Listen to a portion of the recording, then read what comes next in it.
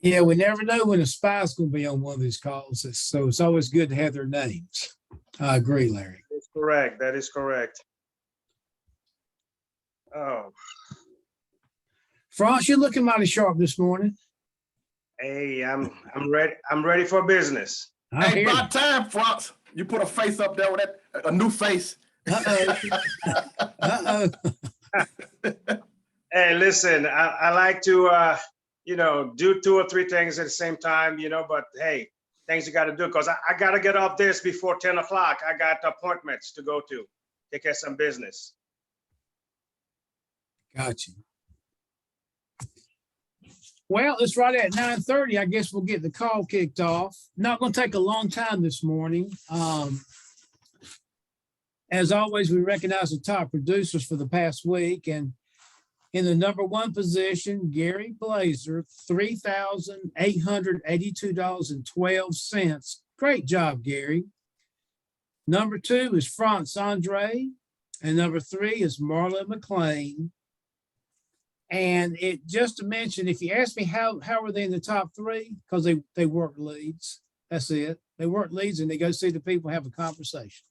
That's how they do it. Honorable mention also is Christoph Jones, his first week. Good job on that sale. And then we have Susan Jones and we have Sonia Mozinga. So good job to everybody. As a reminder, today is July the 1st.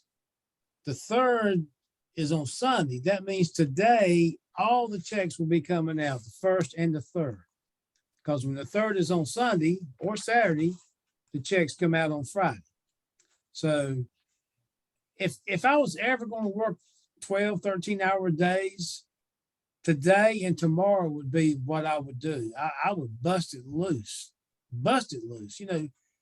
Be on the phone. If I'm doing telesales, I'm going to be talking to I'm going to be making that first call about 5 minutes to 9.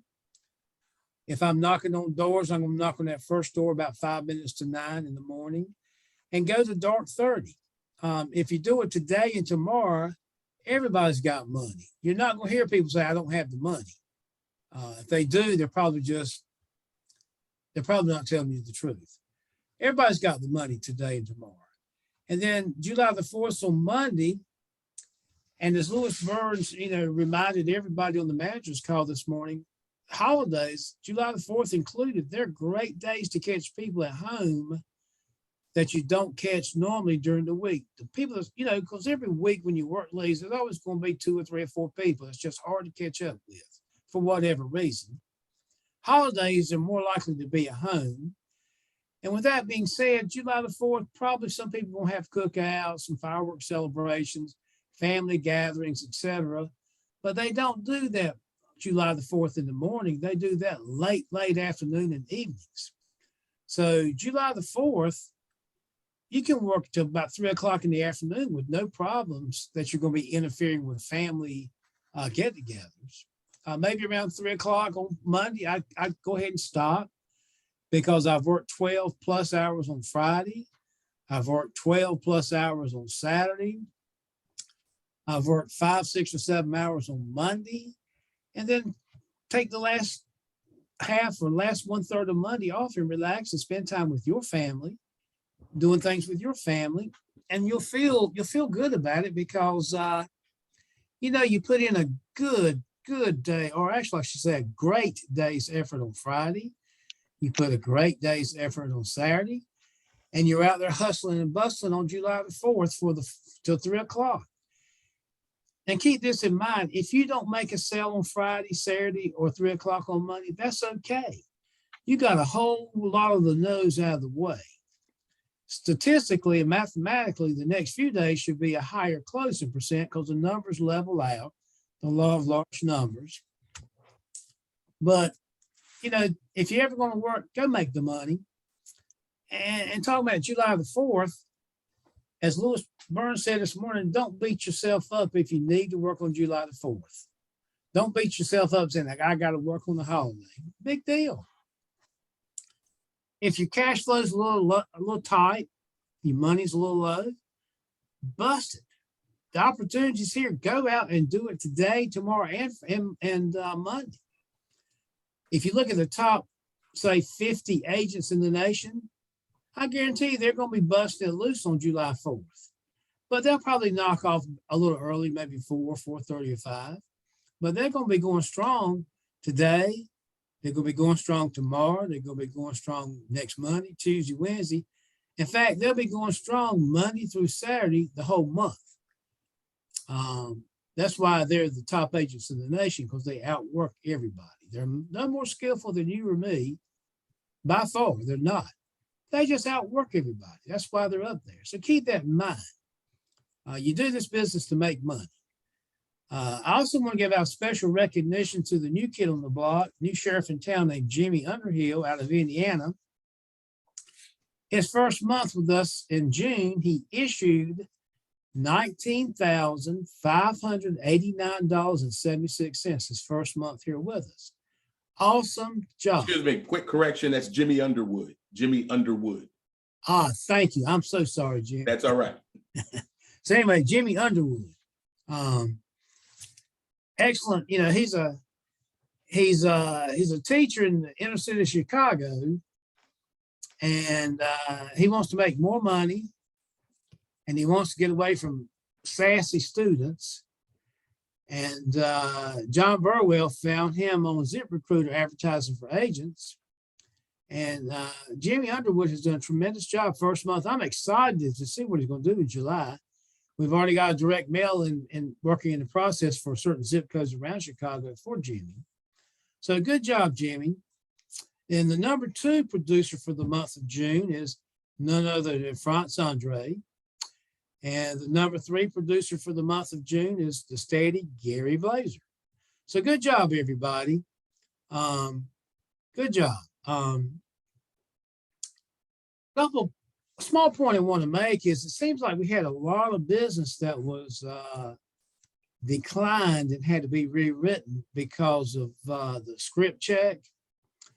And this is just a reminder to everybody. You definitely, if you're in the field with Miss Jones, you need to have your your iPad connected to the internet.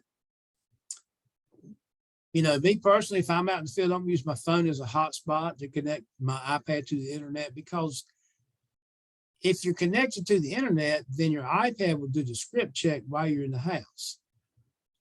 And why is that important? Because if Miss Jones forgot to tell you that she's been prescribed nitroglycerin for her heart, it doesn't matter if she forgets to tell you accidentally or deliberately, the script check will pick it up while you're in the house.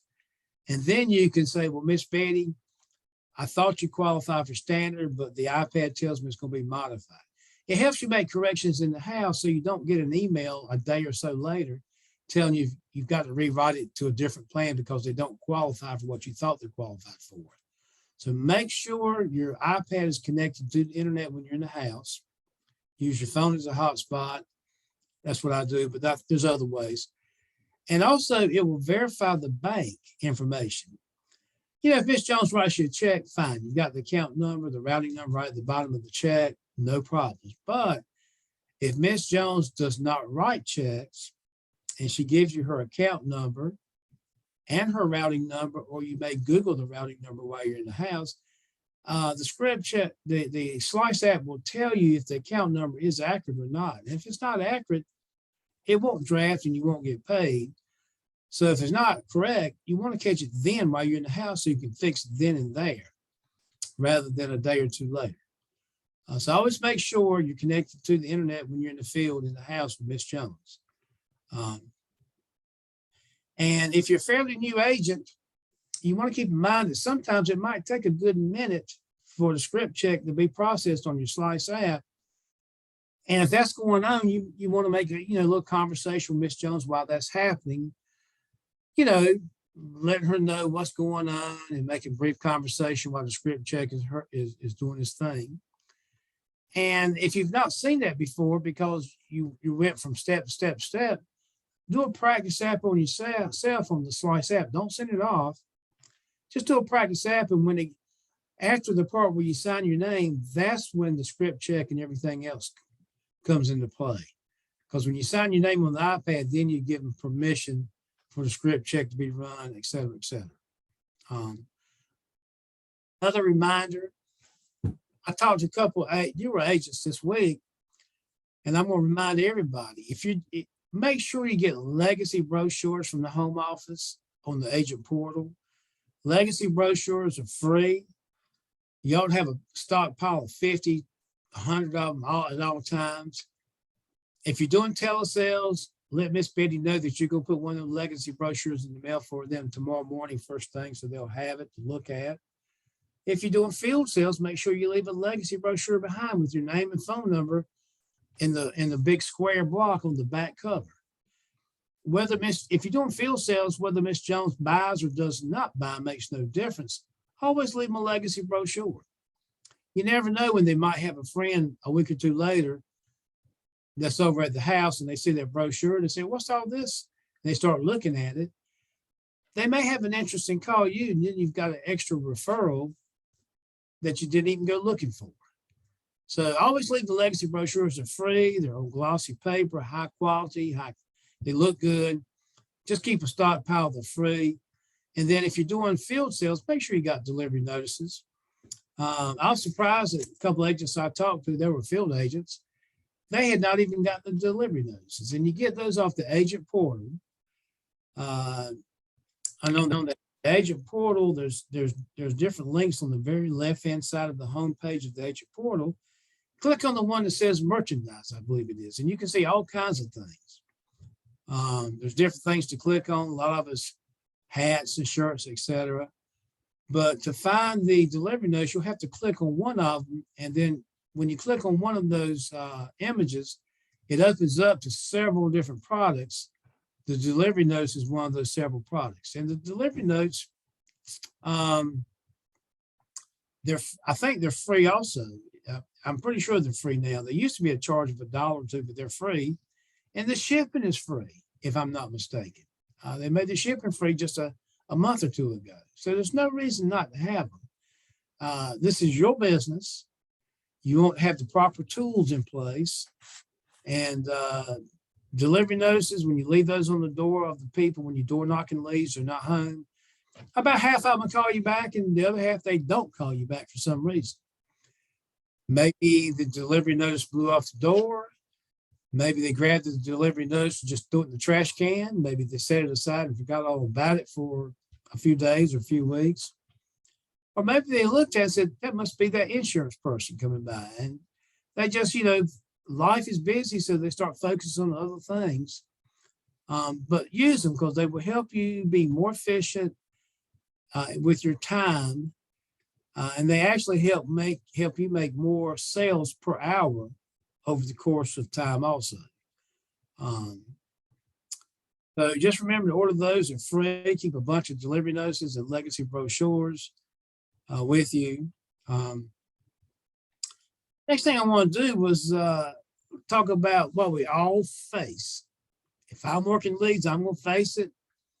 If Marlo, Larry, Franz, John, anybody else, we're all going to face objections. It comes with the territory. Don't take it personally. Let's talk about leads. A lot of times when new agents come on board and they start working leads, it's real easy to think, well, the lead, they responded because they're ready to buy some insurance. But that's not the case. You would think that would be the case, but that's not. When they respond to the advertisement, whether it's a card in the mail, TV commercial, online quote, Facebook, whatever, when they respond, they're not saying, I'm ready to buy, come call me. They're saying, this looks interesting. Let me find out more about it. And when they respond, everybody's buying temperatures. Some people's buying temperature is higher than others. If they have a real high buying temperature, that's an easier sale than if they have a low buying temperature. But remember, if you're talking to somebody with a low buying temperature, they had enough of a buying temperature to take the time to respond to the advertisement because they want more information.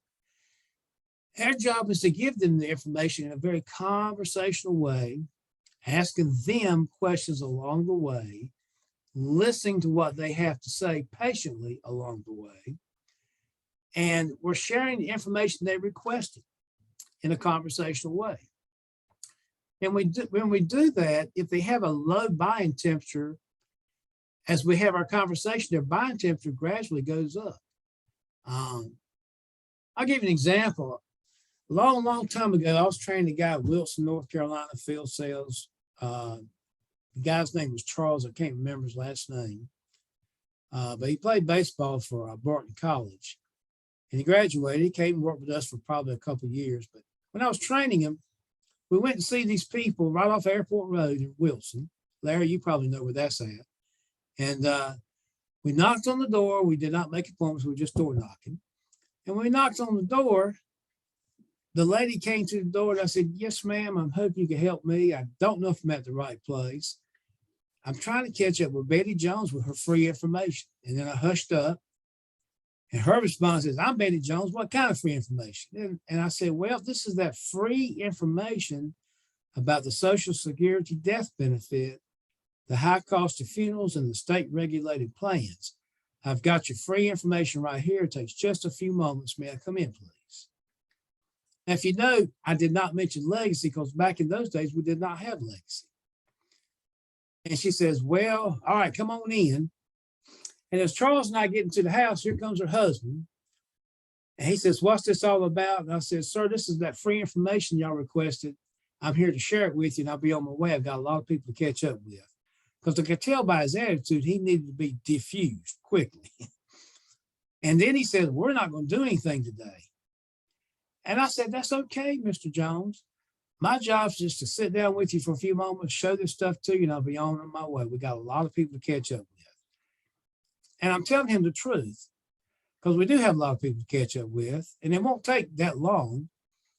And, you know, a lot of agents might would have said, "But you mailed the card in for insurance, didn't you? I'm here to help you, blah, blah, blah." And then you button heads and you're not going to get anywhere. So you have to kind of diffuse the situation. And we'll talk about Rebecca's situation here in a little bit. And John's got some stuff to share with us. But I told the man, I said, when he says, "We're not going to do anything today," I said, "That's okay." See, I acknowledge his objection. That's okay. My job is just to share the free information for y'all. We'll be on our way. So he kind of gets relaxed. I don't sound like a salesperson. He doesn't feel like he's got to commit to something. It's kind of laid back. So we sit down. And I knew that because this man, the husband's attitude was a little more forceful than the average, the warm up was going to be a little bit longer than the average because I had to warm her husband. The lady was okay, but her husband had this standoffish attitude. So I knew it was going to take a little bit longer to warm him up because when I warm him up, then he melts down like a block of ice. And that's what I want. So we had a longer than normal warm up. "How long y'all been married? Y'all from Wilson?" And yada, yada, yada. "What do you think about all this hot weather?" Yada, yada, yada. And then we ease into the presentation. And we do the presentation as if we never heard the man say, "We're not going to do anything today." Just did a presentation like normal. You know, heard the objection. I acknowledge it. "That's okay, Mr. Jones. My job's just to show this stuff to you. We'll be on our way in a little bit."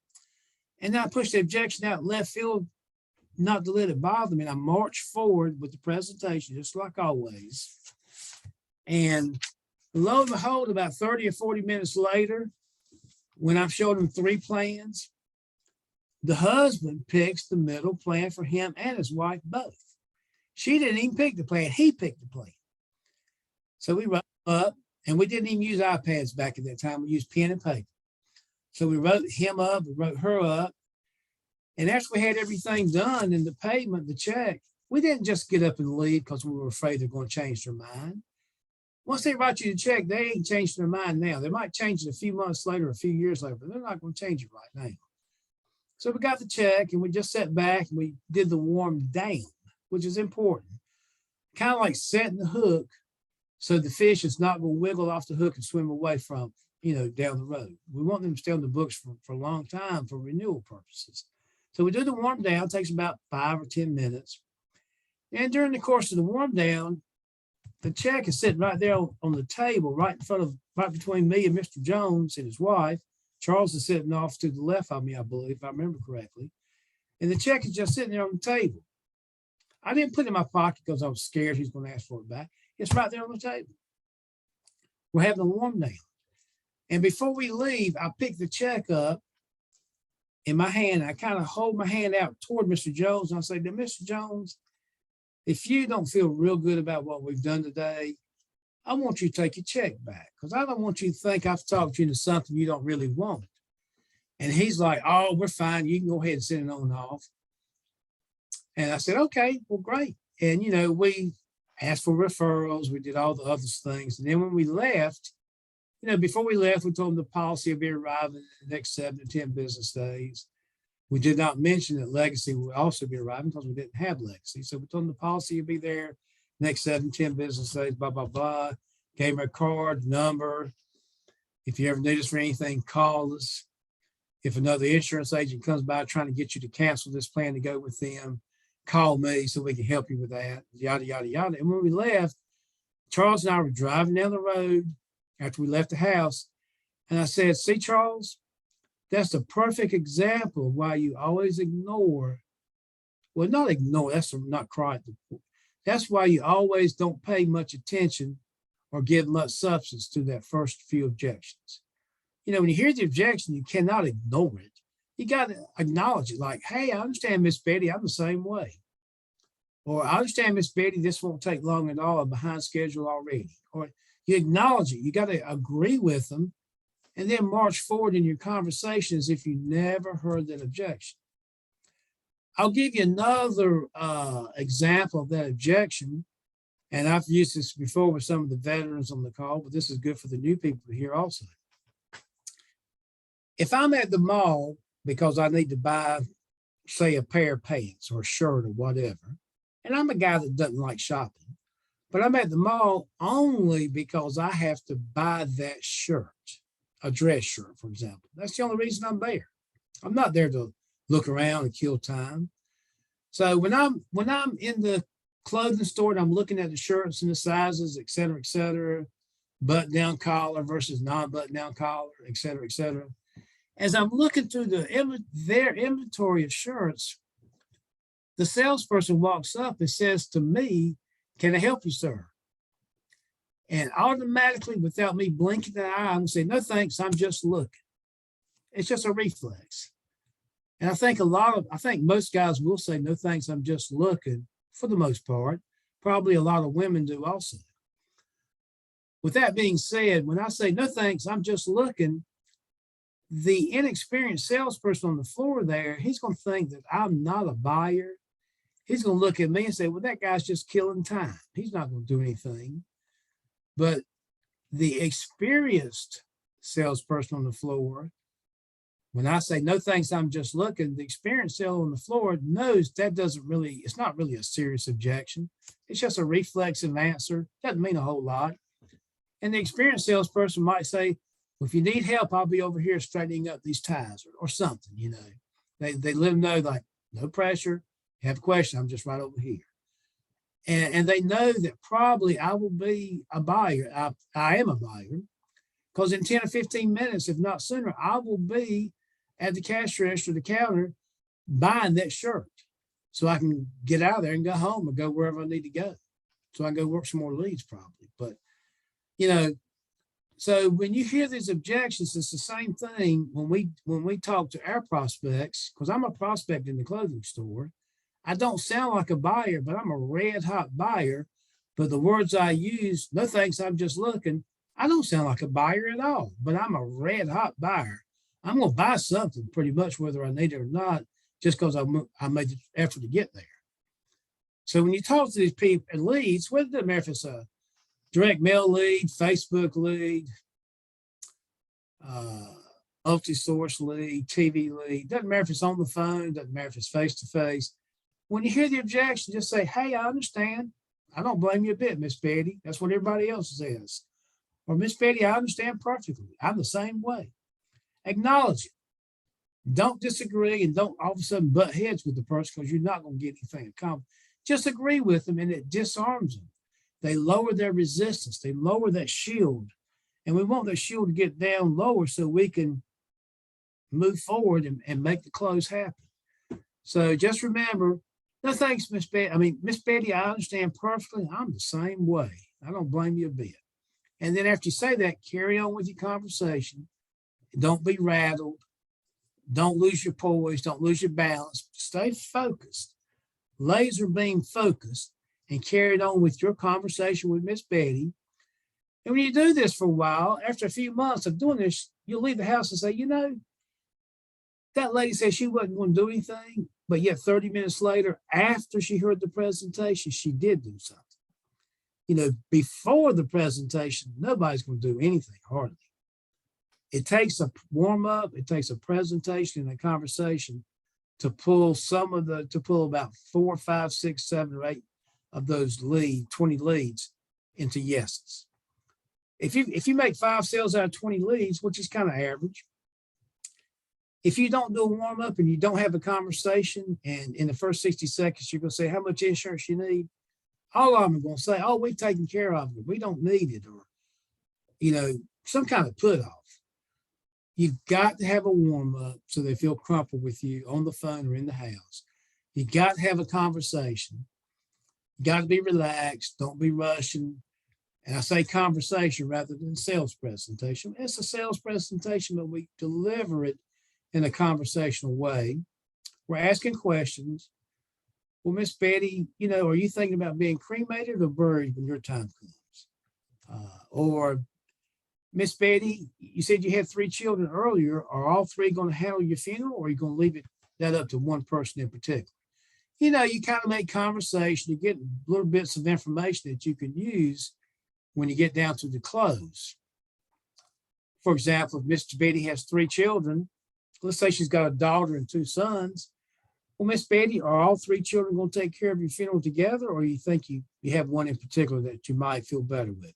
She might say, oh, I'm going to pick my daughter because my boys, they're a mess. I'm going to say, good choice. Then what was your daughter's name again?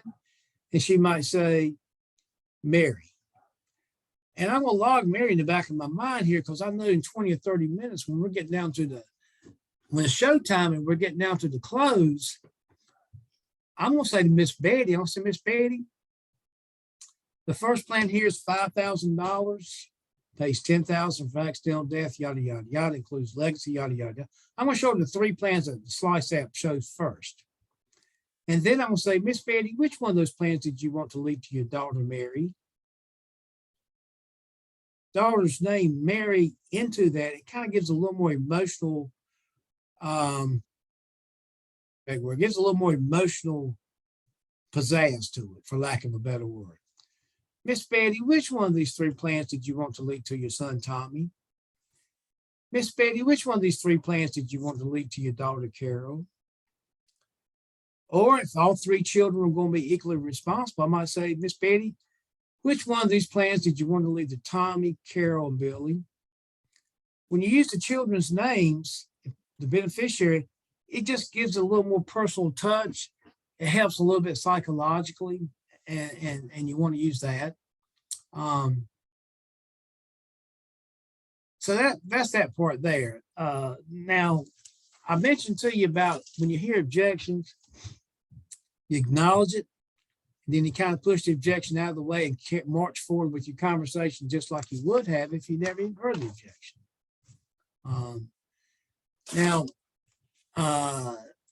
John found something on YouTube that he wanted to share it. I think he sent it to Larry that we'll display it here in a few minutes. And we'll look at that. I've not seen it, so I'm looking forward to learning from it. But I told Rebecca on the boogie the other day that I'll tell you what I would have said to that lady. If it was a live transfer or a callback lead and she starts rah, if it's on the phone or if it's face to face, I'm gonna do the same thing. I'm going to be silent and just listen. I'm not going to try to interrupt, but you call the commercial, but I'm going to be very, very quiet, let them get all the tension out of their system. If it's face to face, I'm going to smile and kind of nod my head gently up and down as if I'm agreeing with them. If it's on the phone, I can't really nod my head. Well, I can, but they just can't see me. So I'm going to let them spill their guts out to me.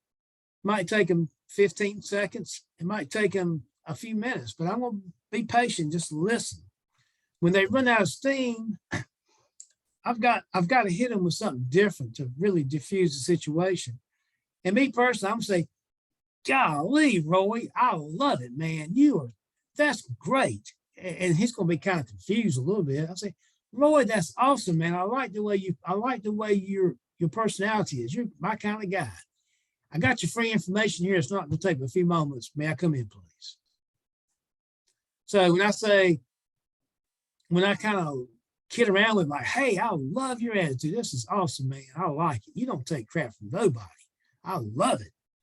I'm acknowledging I'm acknowledging all that verbal abuse they just gave me. And then I zero back in as if I didn't even hear it. It only takes a few moments. May I come in, please? That's what I would do. And as John and I discussed, when someone's giving you all that crap, whether it's on the phone or face to face, usually it's going to be a no. But me personally, if I hear that in the field, I love the challenge. I just got to sit there and hang around for a while, see what happens. But remember, no's come in all sizes, shapes, and colors. You've got the real polite no's that say, well, call me back in a few months and let me think about it. That's a polite no. You got the real mean no's that slam the door in your face and they won't even open the door and talk to you. And the same thing on the phone. Let them spill their guts. They'll run out of steam. Gee, Miss Betty, I love your personality. It's a pleasure to talk with you today. I don't get a chance to speak with people like this. And she's going to be kind of flustered, like, what? And you're complimenting them and say, yeah, this is great, Miss Betty. I love your conversation. I'm glad I called you today. Anyway, let me go over this free information you requested so I can, and just kind of carry on into it. That's what I would do, Rebecca. But remember, all the agents hear people like that. The top 10 agents in the nation, they hear that a lot more often than everybody else because they work 50 leads a week instead of 20. They hear the no's a lot more often. They hear the yeses a lot more often. They hear the let me talk to my children a lot more often. They hear let me think about it a lot more often. They hear I don't have any money a lot more often. And they also hear, well, oh, we've already taken care of that a lot more often. But the ratios are still the same, about 1 out of 4, 1 out of 5, 1 out of every 3.5 leads. They're no better than anybody else, really, maybe 5 or 10% better in their conversation, but that's it. The rest of the reason for their success is they just outwork everybody. I've rambled on. I'm not going to say anything else. John, I see you poised, ready to pull a trigger or something, so I'm going to hush up and let you go to town. No, that's okay. I was waiting my turn.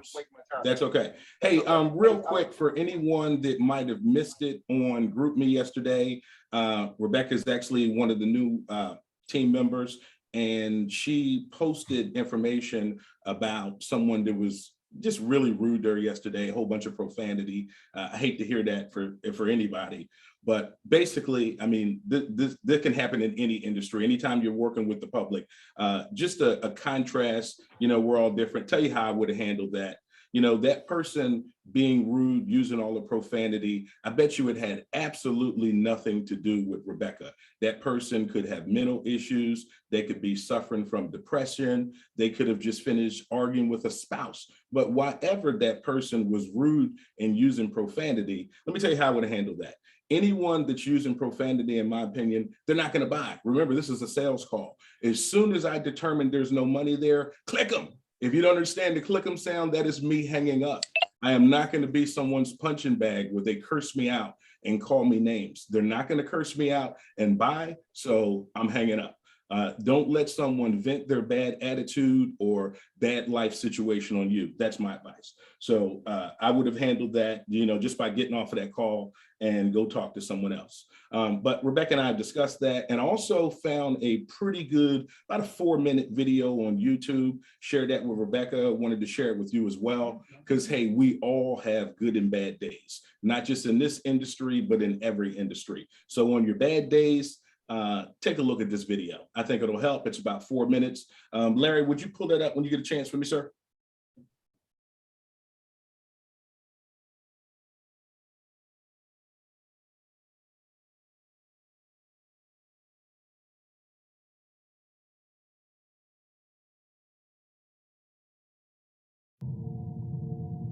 Every champion has felt it. Every king has felt it. Every winner has felt it. Every soldier has felt it. Every victorious person has felt it. The urge to quit. See, in your life, everybody has a turn back moment. You have a moment where you can go forward or you can give up. But the thing you have to keep in mind before you give up is that if you give up, the guarantee is it will never happen. No way under the sun. The only way the possibility remains that it can happen is if you never give up no matter what. Don't you give up on your dream. I don't care if you don't have the money, you don't have the help, and you don't have the background for it, and you don't have the friends for it. Don't you give up on your dream. Don't you do it. Don't you do it. Don't you do it. It may take you twice as long. You may have to take courses and classes. You might not read as fast. You might not move as quick. You might not have as much, but don't you quit. A person's character is not judged when they ride the wave of success, when everyone chants their name and you want to be their friend. No, your character is put to the test when your back is against the wall. I want the guy who struggled. I want the guy that failed and could still get back up again. Your problem is your pain has identified you. Your pain has weighted you. And some of you, as long as it's a perfect day, you operate in excellence. But as soon as the circumstances change, you quit, you give up. So what makes E.T. different than everybody else? Every year I just kept going. And I kept going, and I kept going, and I kept saying one day gonna be my day. But you know what I'm not gonna do? I'm not gonna quit in the process. I'm not gonna give up. I'm not gonna give in. What you gonna do? What you gonna do in these days of darkness? What you gonna create? You gonna sit there and whine and cry, or you gonna use the creative powers, the creative juice your God gave you? Don't expect people to understand you. Don't expect it to make sense to anybody why you've got to do this, why you have got to go, why you leave. This is a good job. I'm going. They pay you well. I'm going. Why? I don't understand. You don't have to. I'm going for me because I've made a different kind of commitment with my life. This is something I have got to do. It's not what they say about you that matters. It is what you say about you that threatens your destiny. You will never be defeated by what they say about you. You will be defeated by what you say about you. They say, what are you doing, man? You're out of your mind. I don't understand what you're doing all this for. You know, it doesn't make any sense. But the person inside believes it. What they say. I don't care what they think. I'm going to stay the course. I believe it. Stay the course. Give yourself a reason to wake up. Stay the course. Give yourself a reason to get dressed. No matter how impossible your situation may seem, stay on course. I guarantee you cannot pass it if you quit. I guarantee you're gonna fail, but you don't know what's gonna happen if you keep going. Will you stay the course? Before life is over, you got to go through everything. You got to speak to yourself. You got to stand up or life will tear you down. You got to make up in your mind. It's tougher than I thought it was going to be, and it hurts more than I expected, but I'm going to keep on hopping till I cross the line. This is what you do. You are built for this. You would just believe that your day coming, that the sacrifices you are making today, they gonna pay off. But if you do not believe, it ain't gonna happen.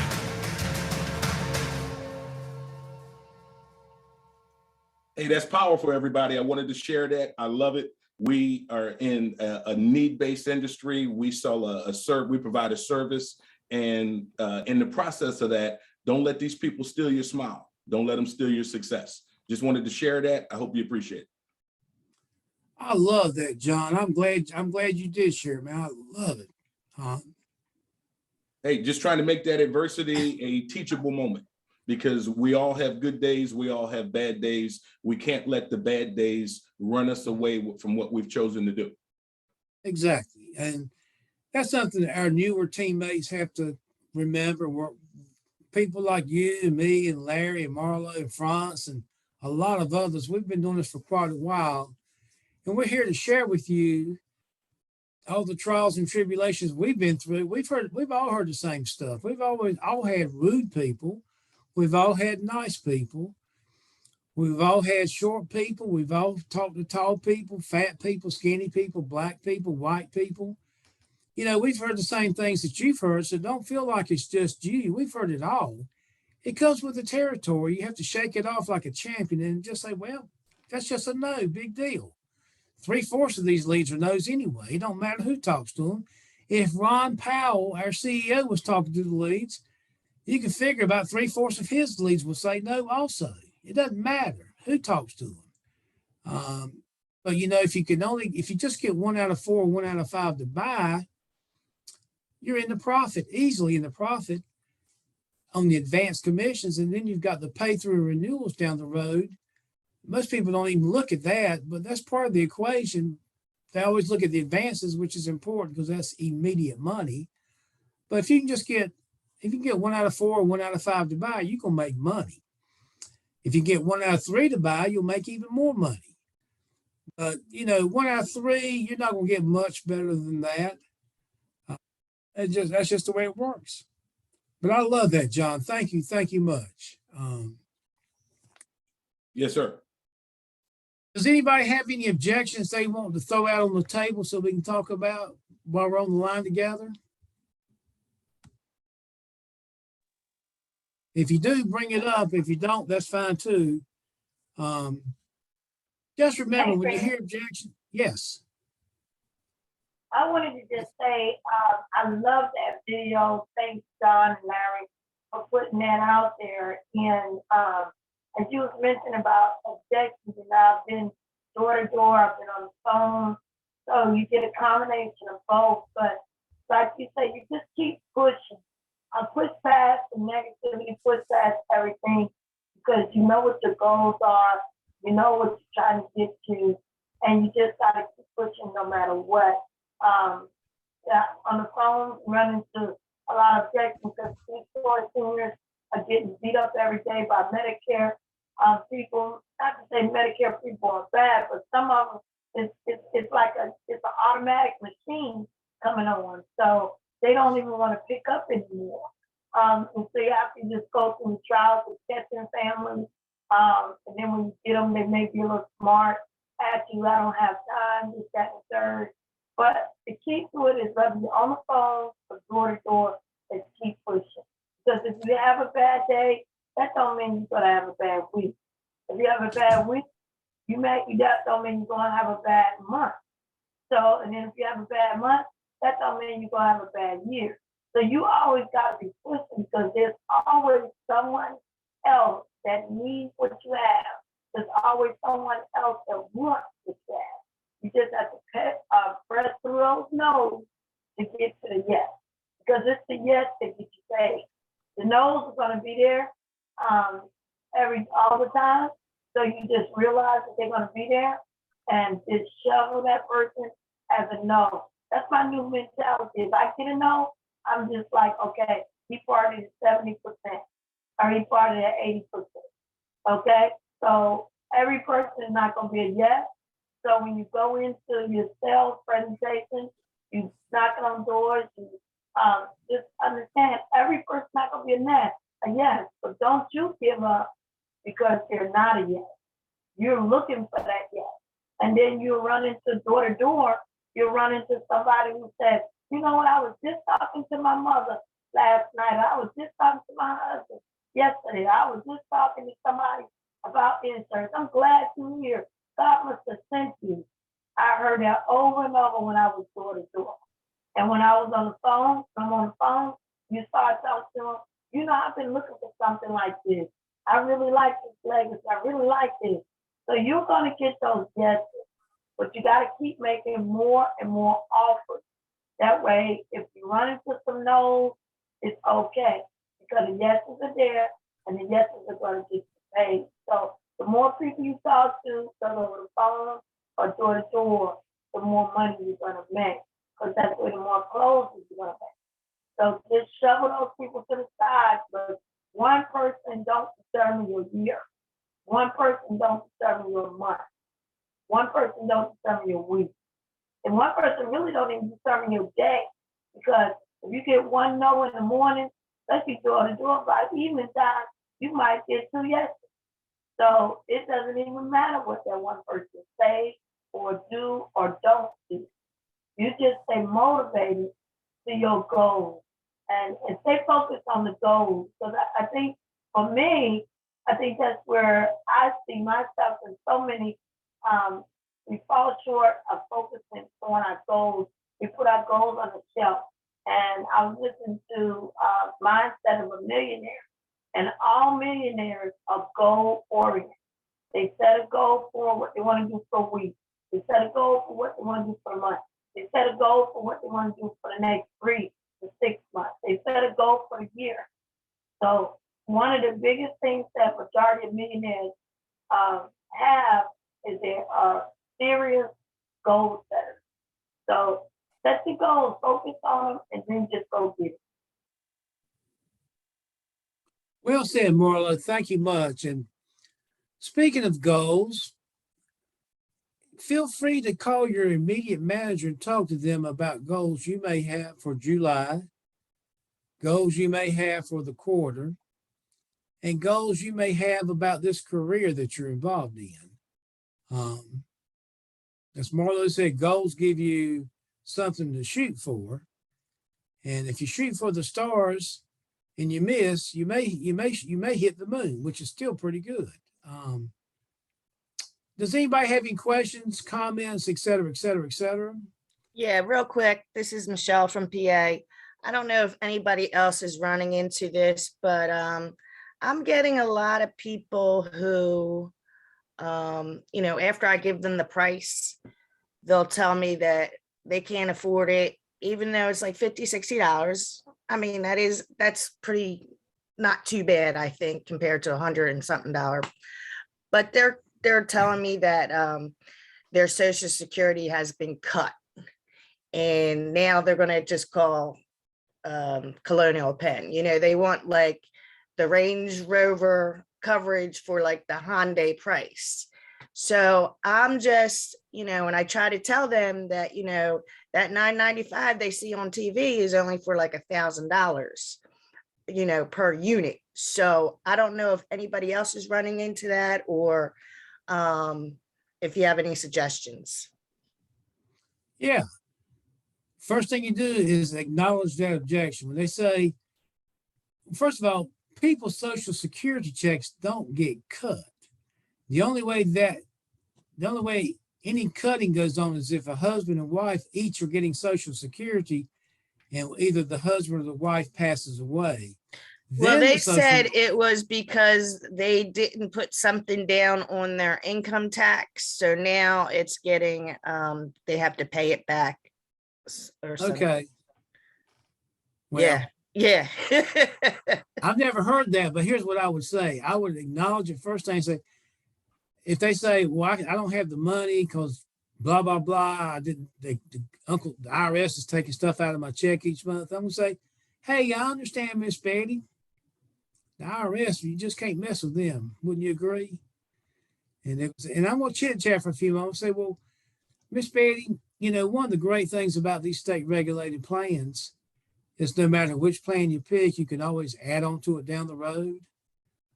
Why don't you do like everybody else does? And then I'll hush up and she'll kind of say, well, what do they do? What is it?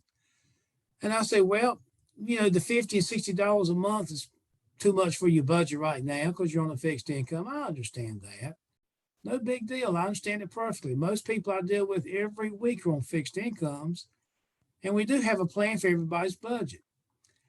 And, what everybody else is doing, if $50 and $60 is just too much for the budget, which happens, you're not by yourself, they're usually looking at something around the $20 and $25, maybe even the $30 range, something that fits their budget so much better. And then down the road, maybe next month or a few months later, maybe even a few years later, Miss Betty, if you think you want to increase it, or if one of your children want to increase it for you, call me and I'll look it up for you. That's kind of a rough overview of what I would say to that. And if you can get hold of that Colonial Penn number, I didn't know you were working leads out in the field, Michelle, but I'm glad you are. If you can get hold of that Colonial Penn number and keep it with you, when they say, oh, I want the $9.95, I'm gonna say, why haven't you done it yet? I'm gonna put it on because it's really just a put off. And then I'm gonna say, let's call, that $9.95, let's call Colonial Penn right now, Miss Betty. It's only for about $500 worth of insurance. That's why it's so cheap. And call Colonial Penn and put them on speakerphone and ask them all the right questions. Like, well, how much insurance do you get for $9.95? Does it matter if you got health problems? Does it matter about your age? Yada, yada, yada. If you're 75, that $9.95 might only get you $400 or $500 worth of insurance. And if you're younger, it might get you $700 or $800. And call them. Let Miss Jones hear it from the horse's mouth. Okay, that's a good idea. If if Miss Jones has HIV, when you got Colonial Penn on the phone, say, now if a person has HIV, does that start immediately? Why? And let Colonial Penn say, no, it has a waiting period, yada, yada, yada, yada, yada, yada. And then when you hang the phone up, you say, Miss Betty, like I do, in life, you get what you pay for. $9.95 for life insurance. We just heard it. You see what you get. You get $412 of life insurance because you're 68 years old. With us, remember, we've got the legacy. The casket's locked in at $2,000 forever. Over at the funeral home, the casket's $4,000, $5,000, and $6,000. Legacy is locked in at $2,000. That saves your family about $3,000 or $4,000 right off the bat. They negotiate the price of the funerals. No other company has that but us. Discounts on diabetic socks, diabetic shoes, 24-hour telehealth where you can call a doctor 24 hours a day, 7 days a week from home. You don't, if it's 11 o'clock on Saturday night and you feel real bad, you don't have to get dressed and go down to the emergency room or urgent care.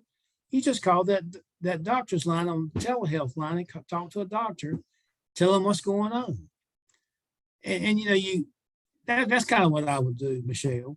Okay, thank you. Hey, just to add a couple things, Michelle, with that Colonial Penn, very familiar with them. 3 big things. Number one, that $9.95 is not immediate coverage. So if you're presenting an immediate coverage policy, of course they're cheaper because they're not going to pay the claim for a couple of years. Also, that $9.95 is sold in a telemarketing queue, which means they're not getting an agent.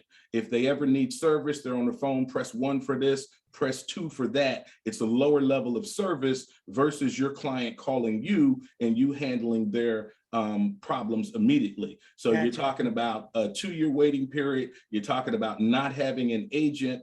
And again, that $9.95, a lot of people think that is the plan. It's not. It's per unit. It's like $500 or $1,000 worth of coverage. Right. So my first tip would be to study your competition. I've always thought it was a wise thing to study your competition. That will illustrate the strengths and weaknesses of our plan. And someone like Colonial Penn, where that commercial is promoting a 2-year waiting plan, again, I have to say, you're not getting an agent. It's a lower level of service. If they ever have problems, they're calling, speaking to someone different every time, and you're on the phone, press 1 for this, press 2 for that. So they're losing immediate coverage. They're losing legacy, where we can shop it around, save them money. You got the legacy discounts. So she can save $7 a month. On the back end, we're going to save their family a heck of a lot more than the initial premium. So I would say, hey, if you're running across that Colonial Penn, order a packet from Colonial Penn. So you know exactly what they're offering and you can better illustrate the benefits of our program. Thank you. Yes, ma'am. Appreciate it. Sounds good. And Who else has a cool? Yes. Really stress that legacy, because when people say, oh, I can't afford $40, I'll tell myself, sir, if it's a little tight right now, I know timing is everything. I said, but we want to try to get you on some kind of plan, because whatever you get with us is going to still give you the opportunity to take advantage of the legacy and save $4,000 to $5,000 immediately. God forbid something happens to you. And I would say, well, as Greg said, I would say, well, if you want to start with a $30 plan, that whether that be $5,000 or $6,000, I don't know what I was on the age group or the person or what they're dealing with. But you said if you want to start with a lower plan, that would be okay, because at least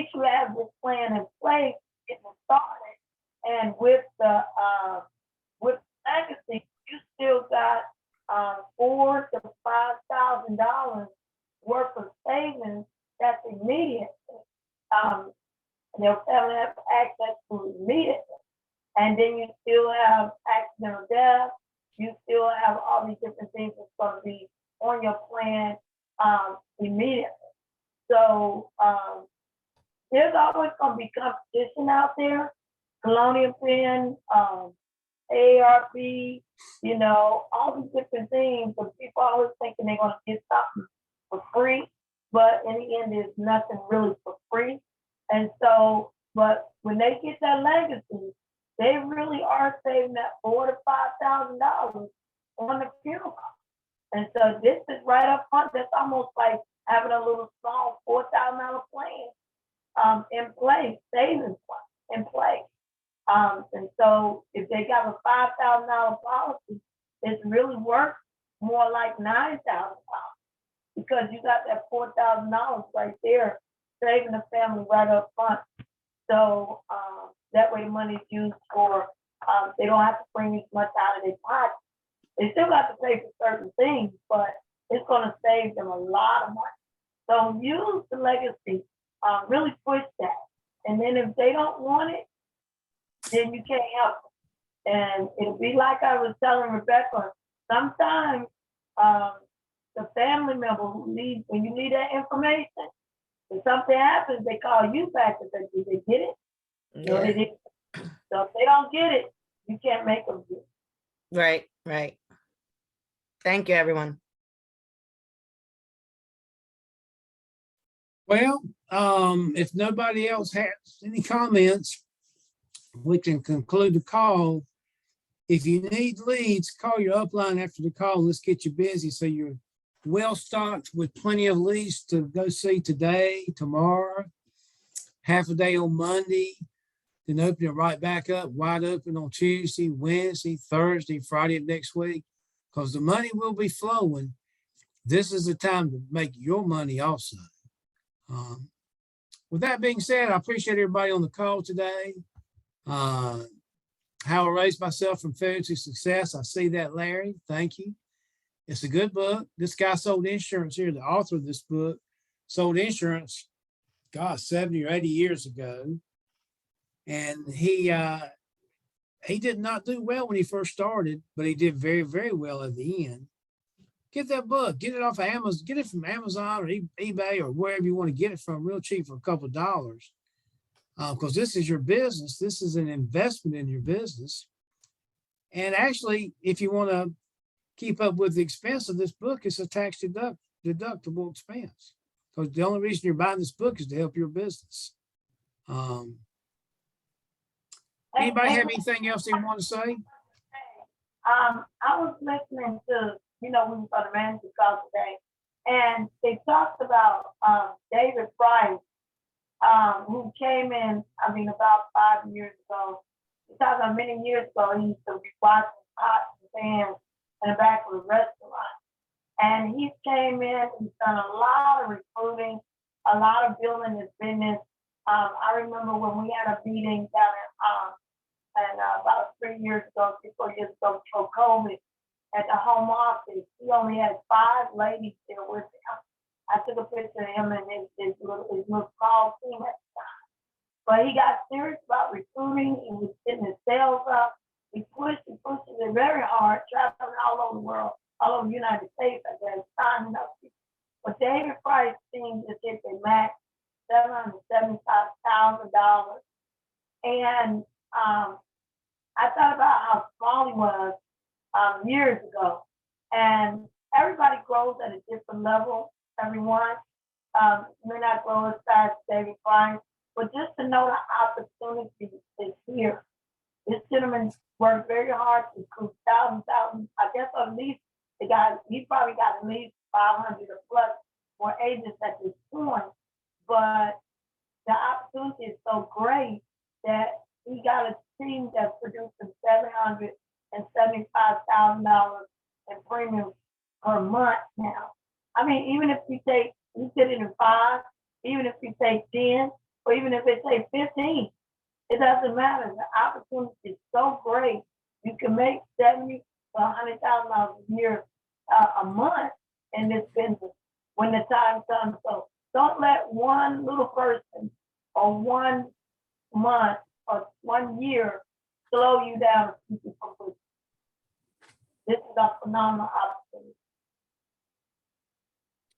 I agree 110%, Marlo. Certainly do. Certainly do. Well, if nobody has any other comments, happy 4th of July, a little bit early. Get your leads, go see the people today and tomorrow, bust it loose. Make money for you and your family and go work for a half to 2/3 of a day on Monday. The first half or the first 2/3, and then take it easy Monday evening and relax. You'll feel very content knowing that you did what you could do on Friday, Saturday, and Monday. And then Tuesday, bust it loose like normal from 9 a.m. to dark 30. I appreciate everybody being on the call today. As Marlo said, this is a great opportunity. John Burwell, appreciate you sharing this video with us about never giving up. I love that. Larry, as always, we appreciate your technical expertise putting this all together for us. Y'all have a great day, and let's bust it loose. Let's make people sit up and take notice and pay attention to what we're doing. Y'all be good. Thank you.